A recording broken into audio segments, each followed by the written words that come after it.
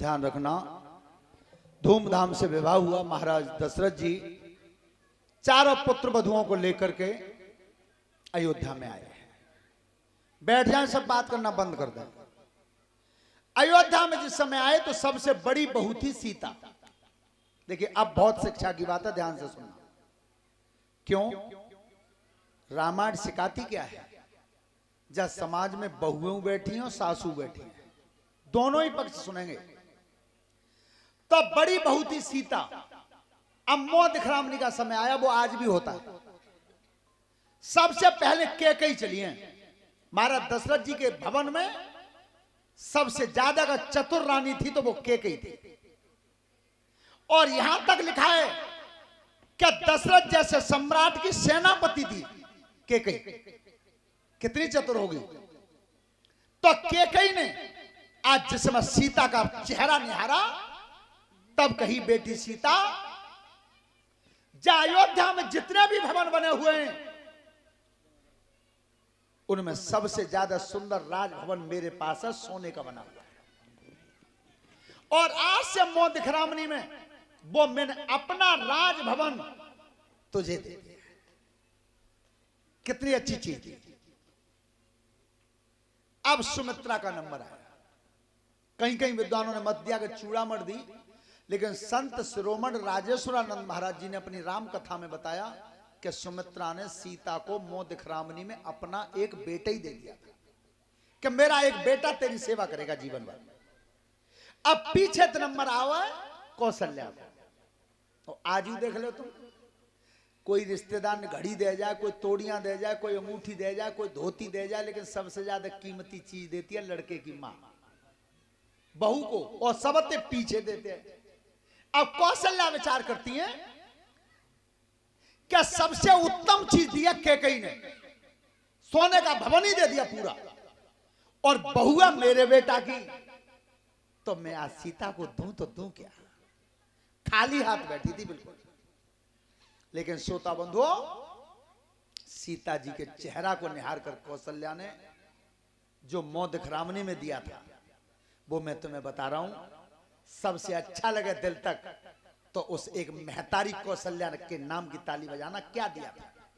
तब कही बेटी सीता, अयोध्या में संपत्ति तो कोई बची नहीं, न कोई मेरे पास धन रहा, पर मैंने आज तेरे मोह दिखरामनी में आज से अपना बेटा राम तुझे दे दिया। ये दिया मोह दिखरामनी में।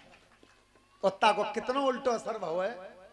आज कलयुग में सास बहू में लड़ाई है जावे तो बहू सास तो कह रही है वे कि डुकरिया में आदमी कमाई खा रही है तो भौं मार रही है।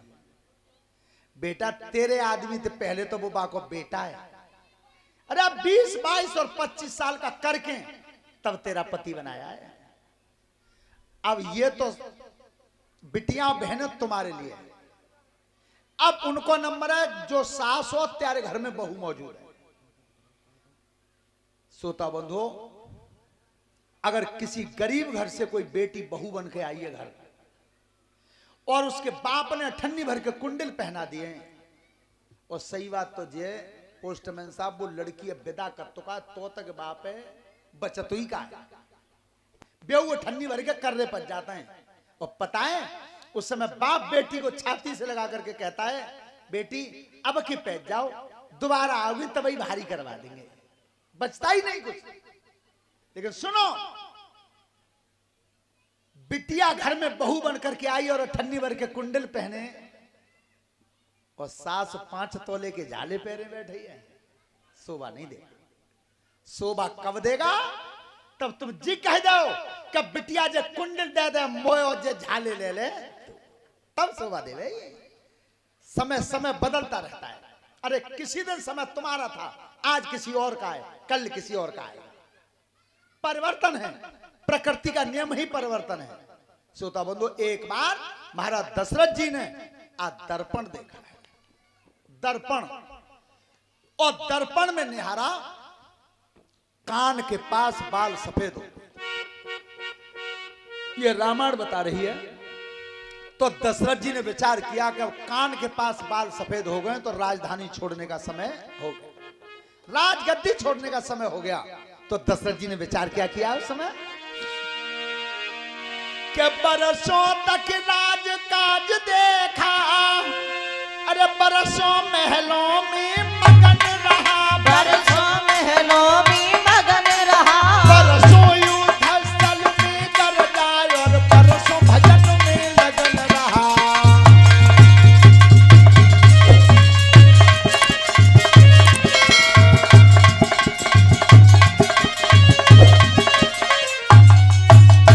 दशरथ सोच रहे मन में, मेरे पूर्ण है जाए ताजा है, मेरे पूरन है जय ताजा है, तब ही चैन पड़े दिल में जब राम बनेंगे राजा है।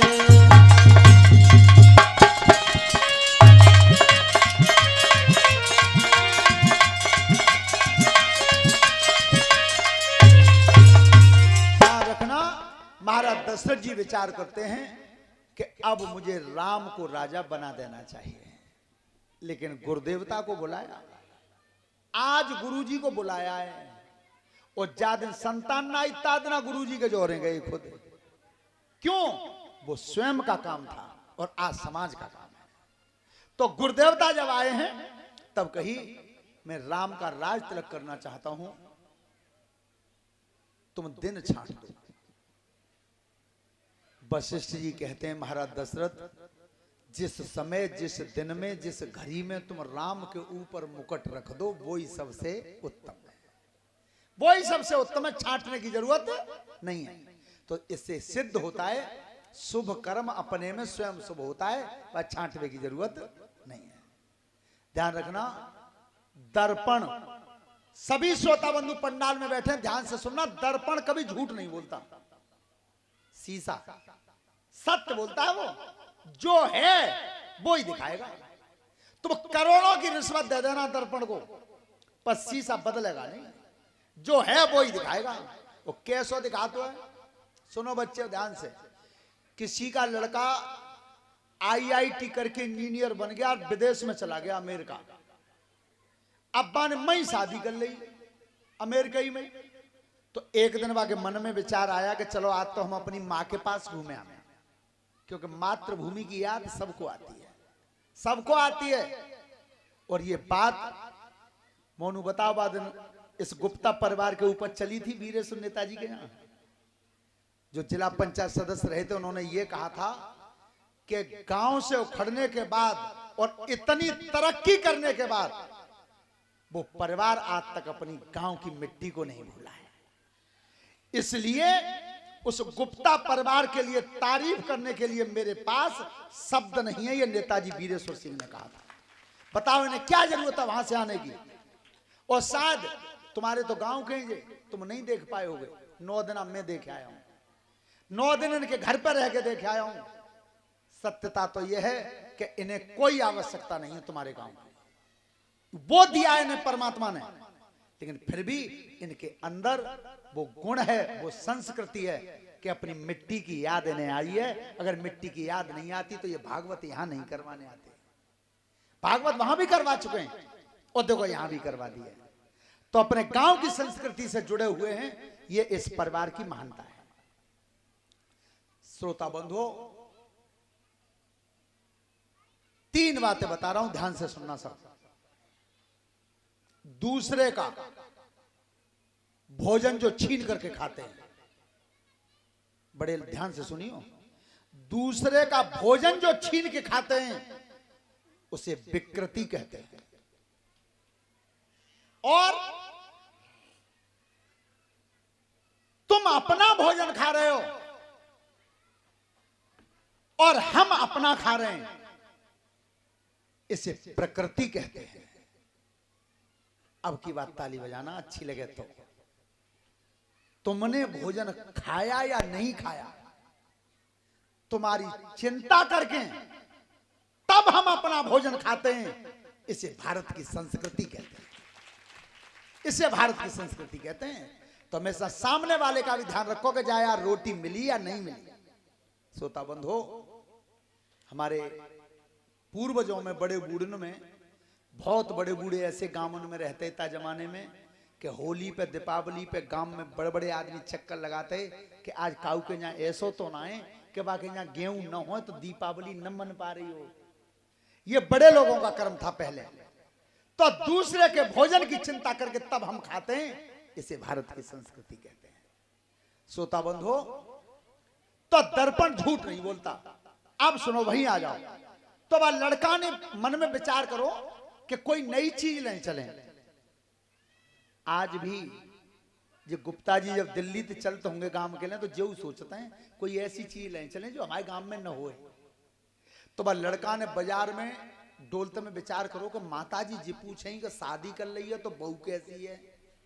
सुबह ने बहू को फोटो खिंचवा लो और फोटो खिंचवा के धर लो सूटकेस में।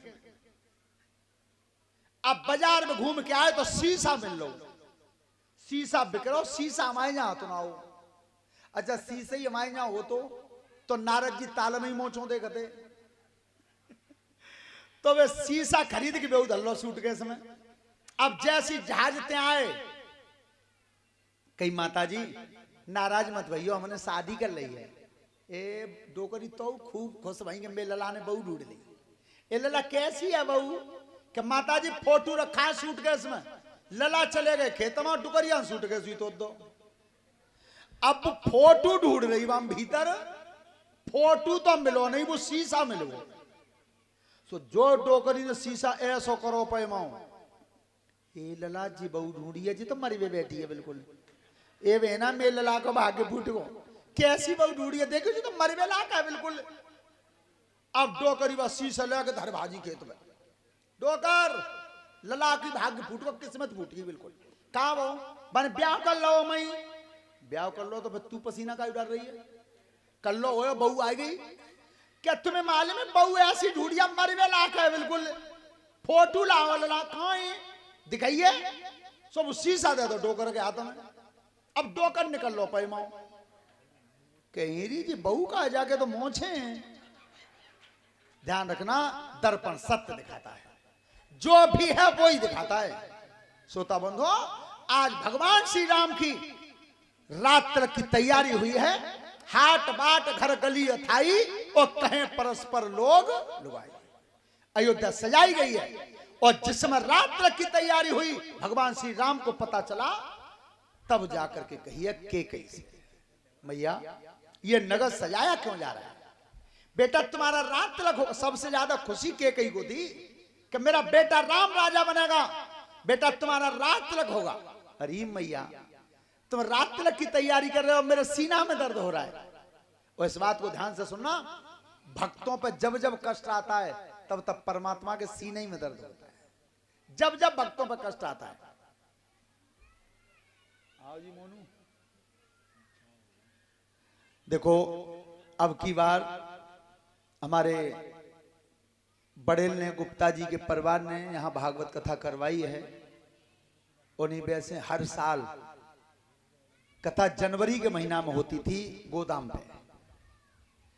और स्थिति में तो नहीं है क्योंकि पैसे वाले तो बहुत बहुत बड़े बड़े आदमी हैं, लेकिन ये बच्चा उस परिस्थिति में नहीं है। लेकिन फिर भी इस गांव के नियम को टूटने नहीं दिया। भागवत कथा करवाई तो सबके बल पे, लेकिन फिर भी हिम्मत होनी चाहिए, साहस होना चाहिए। मैंने उस दिन भी कहा था कि बिन कुब्बत हिम्मत नहीं, और वही चील वही बाज, और चील मरे को खाते और बाज मार के। तो हमेशा इस बच्चे की तारीफ करता हूं मैं, और हमेशा इस बच्चे को परमात्मा सुख संपन्नता देता रहे। और हमारे गुप्ता जी जो इस भागवत को करवा रहे हैं, उसमें भी बच्चा अपने तन से जैसा भी सहयोग बनना है, भाग के आगरा जाना, अपना भी काम करना, जल्दी लौटना, और फिर इस काम को देखना। तो इस बच्चे के लिए हमारे पास कोई शब्द नहीं है। शब्द कहा जाते ज्यादा का है कि इसका हम आज सम्मान करना चाहते हैं कि बच्चे ने एक साहसपूर्ण काम करके दिखाया कि जो किसी जेब में कोई बल ना होते हुए भी, और हर बार इस गोदाम पर भागवत कथा को करवाना हमारी तरफ से ये धन्यवाद के पात्र हैं।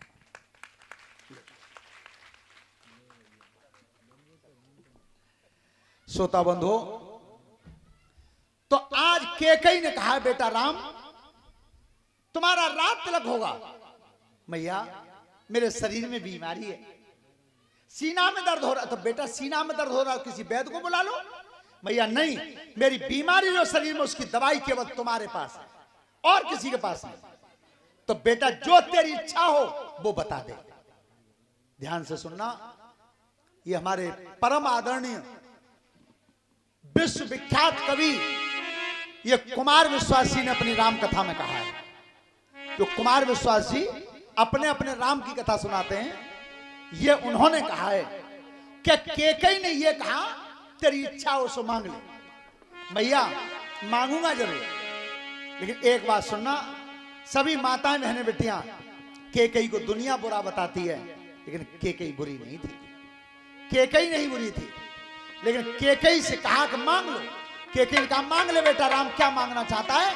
मैया मांगूंगा जरूर, लेकिन सुनो, केकई से जो श्री राम ने मांगा 3 बार मांगा। और अगर तुम्हें हर बार अच्छा लगे, बिटियाओं तुम्हारा भी परिवार एक नारी के रूप में है और वो भी एक नारी थी। उसे गलत दुनिया बताती है केकई को, लेकिन पर हित में, दूसरे के हित में केकई ने कितना बड़ा काम किया और कितनी बड़ी बुराई सहन की। तब कही मैया मैं वो चीज मांगना चाहता हूं। ये कुमार विश्वासी की कथा में आया है। और हर बार अगर केकई के रूप में बात अच्छी लगे तो प्रेम से ताली बजाना। तब कही मैया मैं वो चीज मांगूंगा तुझसे कि आज के बाद कोई अपनी बेटी का नाम केकई नहीं रखेगा।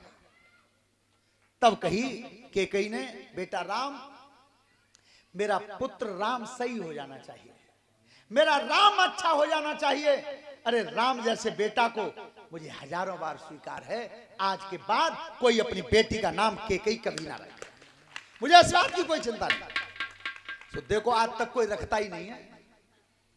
दूसरी बात, मैया सुनो, मजबूत हृदय कर लेना, मैं वो चीज मांगूंगा जिसके देने से पूरे विश्व में तुम्हारी बुराई पैदा हो जाएगी, अपयश हो जाएगा, तुमसे कोई अच्छा नहीं कहेगा। केकई ने कही बेटा राम, तुझ जैसे पुत्र को, अरे राम जैसा बेटा सही हो जाना चाहिए। मुझे जब दुनिया की बुराई हजारों बार स्वीकार है, पर मेरा राम सही हो जाना चाहिए। मांग ले, क्या मांगना। तीसरी बार जो कहा, बाप हिल गई थी केकई। तीसरी बार कठिन कहा राम ने। मैया सुनो, मैं वो चीज मांगूंगा जिससे तुम विधवा भी हो सकती हो। अब की बार कठिन कहा, लेकिन सोच के समझ के। और केकई ने सीना वज्र का किया और तब कही बेटा राम, तुझ जैसा पुत्र सही हो जाना चाहिए, राम जैसे बेटा को मुझे विधवा होना भी स्वीकार है। मांग ले, क्या मांगना चाहते हो। तब भगवान राम कह रहे हैं अकेले में, क्या कि 14 बरस बनी भिजवाए,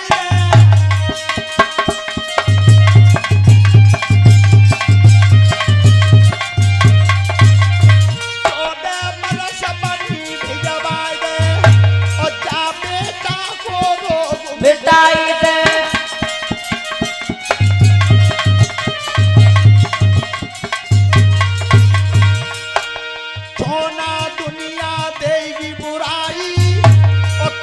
मरी के कैसी माई,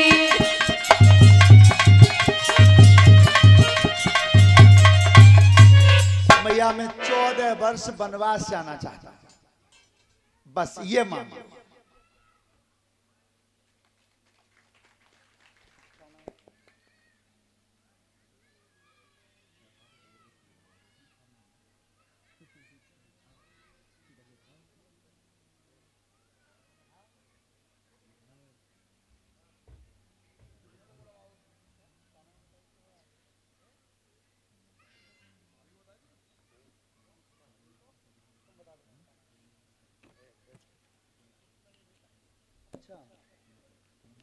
और हमारे पोस्टमैन साहब के बड़े सुपुत्र हैं ये, नाम इन्होंने नहीं बता रहे हैं। तो व्यासपीठ से दिनेश गुप्ता जी और उमेश गुप्ता जी व्यासपीठ के सामने आ जाएं।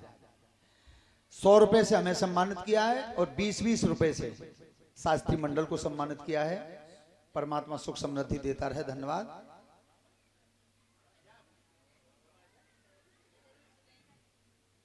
ध्यान रखना,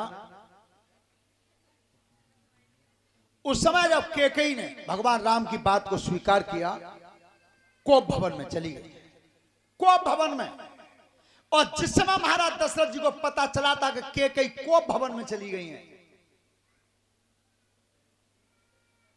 सभी श्रोता बंधु ध्यान से सुनना, सत्ययुग में, त्रेता में कोप भवन बना।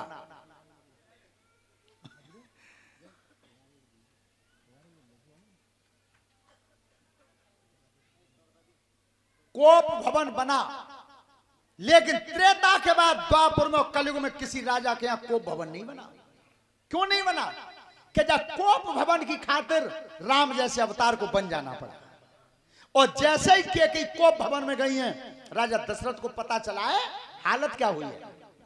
लिख रहे हैं गोस्वामी जी, क्या क्या कोप भवन सुनी कांपे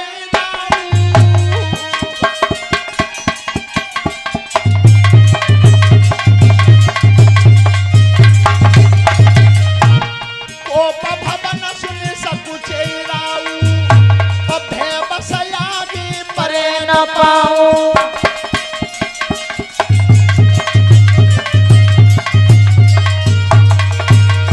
सुरपति बसे बाहुबल जाकी, और रही सकल नरपति रुख खटाके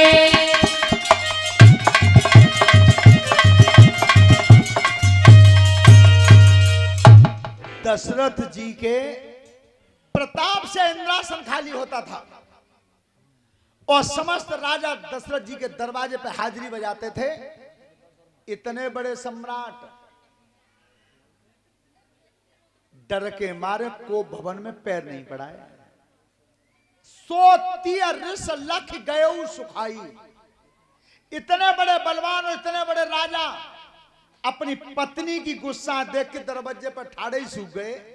और आज कोई यूं कहेगा हम ना डरपत, बिल्कुल झूठ। सोता बंधो, तब कही महारानी इस तरह से क्यों?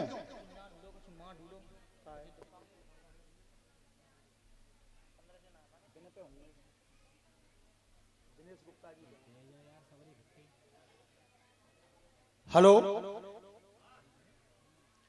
महाराज दशरथ जी जब पूछ रहे हैं कैकेयी से, क्या महारानी इस अवस्था में क्यों पड़ी हो, परेशानी क्या है? तो कैकेयी ने बड़ी मुश्किल से उठ के एक जवाब दिया है। और क्या जवाब दिया? महाराज मेरा कुछ कर्जा बाकी है तुम पे। अरे महारानी जी, मेरे राजभवन में कोई चीज की कमी है? नहीं महाराज, और कुछ नहीं चाहिए। क्या चाहिए? कि मेरे द्वय वरदान पिया, मेरे द्वय वरदान पिया, बहुत दिन पहले के। मेरे द्वय वरदान पिया, बहुत दिन पहले के। मेरे द्वय वरदान पिया, बहुत दिन पहले के। मेरे द्वय वरदान पिया, बहुत दिन पहले के। मेरे द्वय वरदान पिया, बहुत दिन पहले के। मेरे द्वय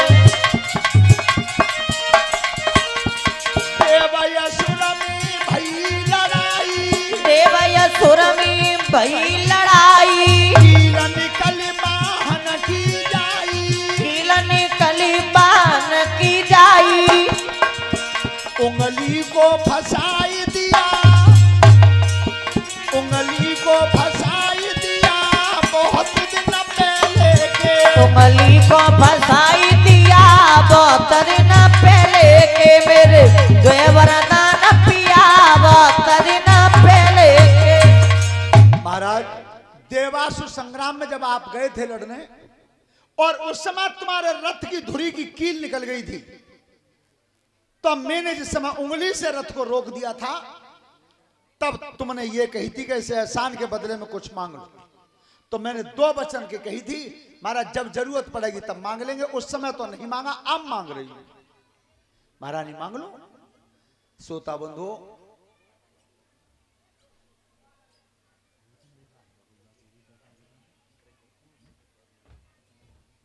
ब्रजेश फौजी 251 रुपए से हमें सम्मानित किया है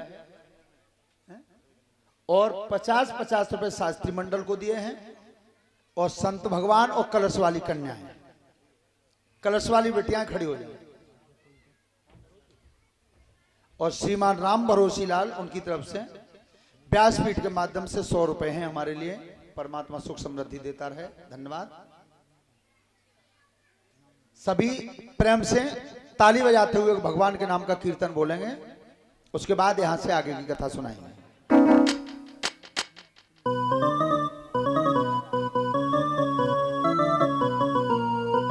हेलो, ताली बजाते बोलेंगे शिव भक्तों।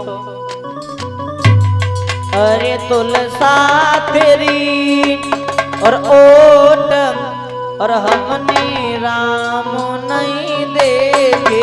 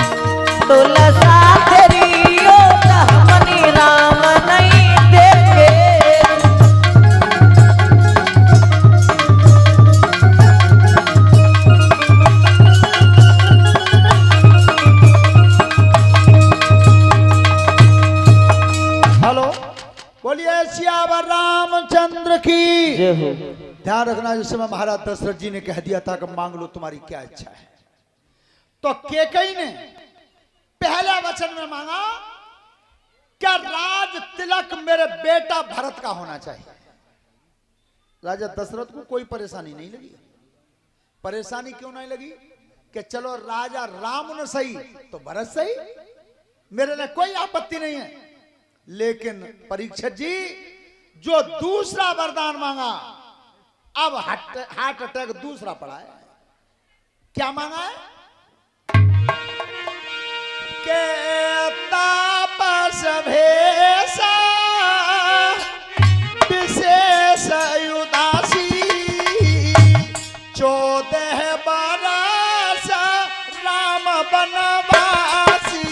राम सिया राम बोलो राम जय जय राम, ए राम सिया राम बोलो।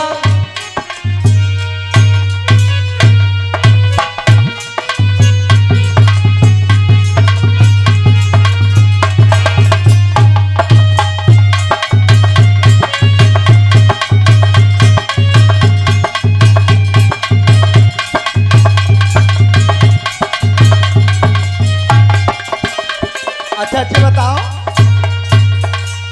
उमेश गुप्ता जी नाच लो, मन कर रहा होगा।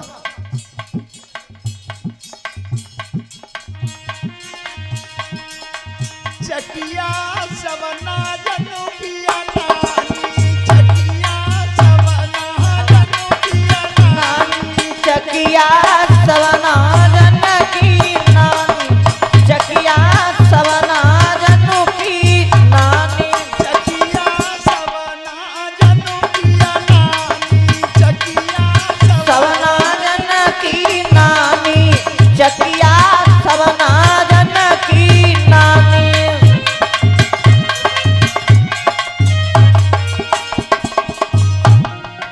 चूड़नी पीस बाजरा पीसो, बाजरा पीसो पकाए देखी ठर्रानी, चकिया सवना जन की नानी, चकिया एक चुनरी पीसी बाजरा पीसो, बाजरा पीसो मकाई देखी धर्रानी, चकिया सवना जन की नानी, चकिया सवना जन की नानी। ब्रह्मा पिस गए विष्णु पिस गए, आहार शंभु निउमानी, चकिया सवना जन की नानी, चकिया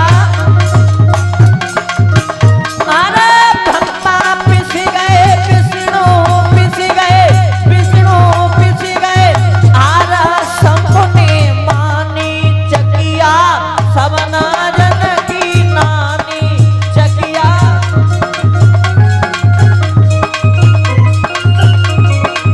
और सुनो, चिचाकी ना है लली मन, चिचाकी समझो घरे चल रही का है। पोस्टमैन साहब पाठ तुम पे हुआ नो है और हम पे हुआ नो है।